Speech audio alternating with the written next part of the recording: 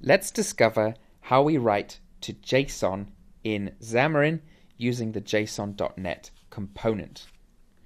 Let's open up our view controller, and underneath our class, we're going to create a class to hold a generic sort of object. Let's have a public class movie class. And this is going to hold some public string. It'll have a title with a get and a set.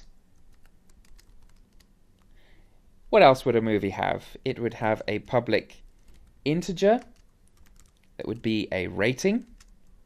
And of course we can get and set that. And something a little more complicated. Let's have a public date time, release date, and of course get and set.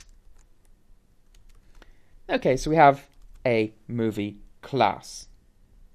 Inside of our view.did_load, let's create a new movie. Var movie is equal to new movie,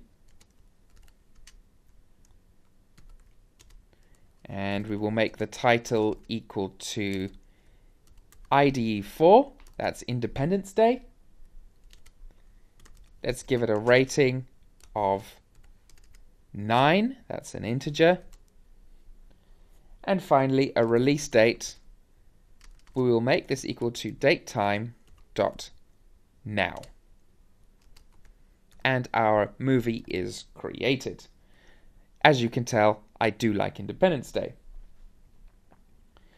Now that we have our object, let's look at how the JSON library makes it insanely easy to output valid JSON from this object. Let's have string JSON output is equal to newtonsoft.json.json convert, and you'll notice the summary says provides methods for converting between runtime types and JSON types. .serialize object. So this will grab an object and convert it to valid JSON. So let's pass it the object, movie, and our JSON is created. Once we've done that, let's write it to our console, JSON output. Okay, let's hit play and check inside of our application output exactly what the JSON output looks like. So this is going to load up now, and inside of app output, there at the top, we have our title. We have before that actually a brace, then a title ID4, a rating of 9, and you'll notice 9 doesn't have any quotes around it because it's an integer. We also have release date that's provided in this specific string format. Okay, so now we've written out some JSON. Let's combine the previous sections where we created text files, and let's store this JSON away. Let's have var documents to grab our documents folder is equal to environment.getFolderPath. Let's have environment.specialfolder.myDocuments. Then we need a file name, which is equal to path.combine. Whoops, wrong thing there.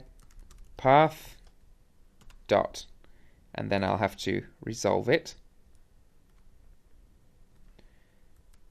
Combine our documents and a name for our text file, JSON output.txt. Finally, all we have to do is have file.writeAllText,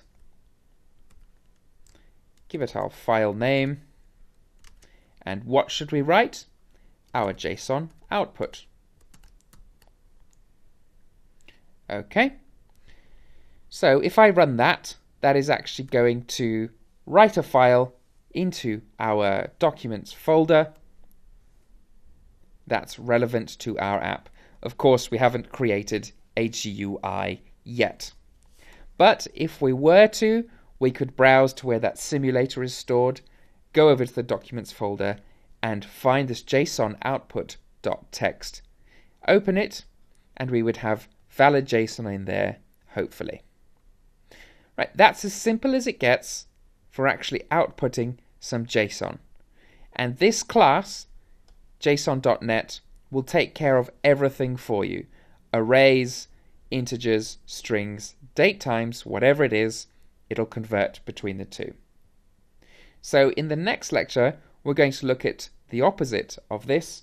We're going to learn how to read the JSON from this valid JSON that we've just created.